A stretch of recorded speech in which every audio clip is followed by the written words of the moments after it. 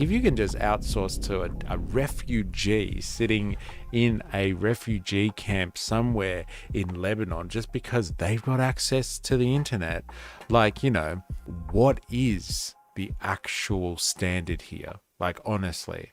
A subsidiary of Scale AI. It's a company so successful that its CEO Alexander Wang briefly became the world's youngest self-made billionaire, and whose customers include US tech giants. Isn't that interesting? Okay, so like a company that's set up to exploit cheap labor in various countries for the use of tech giants and training their algorithms, a company specifically designed for that, the founder of that company becomes the youngest billionaire in human history. Self-made billionaire in human history. That just shows you the power of sourcing cheap labor. Like some of the rules, like I know, like, you know, Karl Marx was analyzing capitalism and stuff like that back in the 1850s. But like the rules that he described about like capitalism, like they carry throughout time.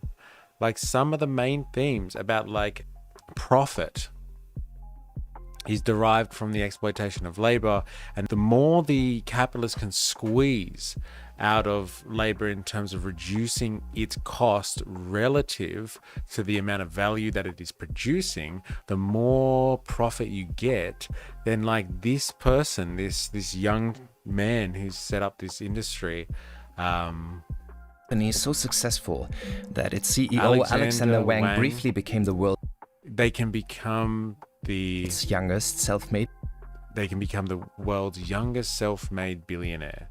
So like, you not only will you become a billionaire, but you can do it so quickly if you know like how to get access to this very, very highly exploitable labor that is very, very valuable to like kind of the biggest tech industries and the most profitable companies in the world. You can become a billionaire yourself. They go to a place as long as it is profitable for them, as long as it is convenient for them, and then they leave whenever they feel this is not great anymore. So for example, this report, this is by a Syrian data worker who is also a refugee in Lebanon.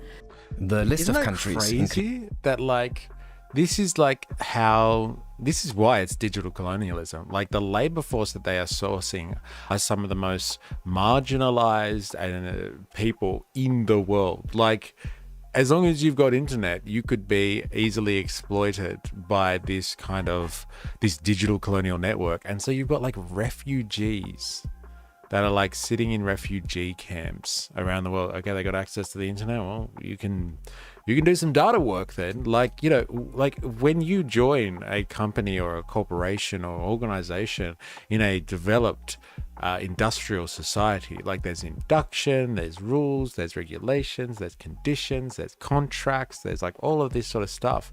But like if you can just outsource to a refugee sitting in a refugee camp somewhere in Lebanon just because they've got access to the internet, like, you know, where is the actual quality control in terms of like producing artificial intelligence systems that are regulated to a certain extent? Like, what is the actual standard here? Like, honestly, what are they training these people on? How are they expecting them to deliver a quality service to shape AI? Because once the AI learns, it doesn't go back unless you kind of institute the learning process. It runs on the assumptions and goes forward based on them. One of the workers actually told me that they were told when they joined the organization that we employ the unemployable. And this was something that was constantly repeated so that you know your place. You come here, you do this work and you leave. It is great that people who otherwise don't have a lot of chances get this type of... And that's what they're banking on. It's like, hey, let's go find all of the people out across the world that like won't be able to find work, and we can just get them doing mindless tasks, menial tasks, repetitive, tedious work, checking to make sure that algorithms are doing their jobs properly and teaching algorithms. And like they pick specifically marginalized, not just marginalized places in the world, like relative from one country to another, but like marginalized communities within certain sections of the developing world. Like, so they specifically are groups of people who can't find work anywhere else. So if they don't like it, they're not going to be able to complain much about it or do anything about it because, hey, you don't like it, there's the door, get out of here, kind of thing. Classic exploitation. Classic exploitation. The researchers say the data work needed to fuel the rise of AI has created a new frontier in labor exploitation. But they are also observing something else: rising resistance. They organize about what it's called mass rejections. That's interesting, right? So what a mass rejection is, let's say the company that hires all of these easily exploited data workers basically asks them to start working on a project or work on a type of content that is like very, very questionable, unethical, and like would obviously impact them greatly in a negative way. And they all are just like, no, we reject that en masse as a group. And like if they all reject it and the company's taken on a contract and they're supposed to deliver something, then like the company's going to have to negotiate with these workers and try and find a middle ground. Like this is the relation between capital and labor. Capital employs labor because of the potentiality of its labor power, so its capacity to do a certain task. And so labor technically has the upper hand in that situation in the sense that it is of use to capital. All labor cares about in that exchange is getting paid, really. So like if labor is of use to capital and they resist along the lines of they won't do what capital deems useful, then like capital has a problem there. Because like, you know, if the worker wants to get paid, they might be able to get paid in another way for the same company or for a different company that does similar things. And so like as long as labor gets paid, that's really all it's worried about in that exchange. But like capital needs labor. It has a use for it in that particular regard. So they're going to have to kind of come to the table. That's where labor has power, only in solidarity. In this example, like mass rejection.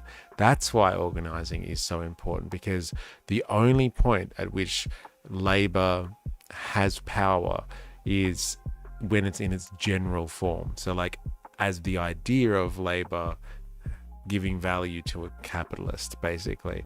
And so like an individual laborer has no real power when negotiating with capital. You have no power here. It's because it's just like, it's one person. So it's just like, well, you know, if you don't want to do it, I'll get someone else to do it. But like if everyone says, no, we reject this en masse, and they coordinate somehow, then the capitalist is stuck and can't get its use out of the laborer. And so like that's the power of organization. Easier said than done, might I add. Remember, I am, you are, we are a mystery.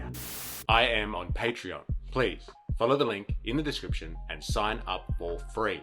We are trying to build a revolutionary community over there. So go become a member for free and join the conversation.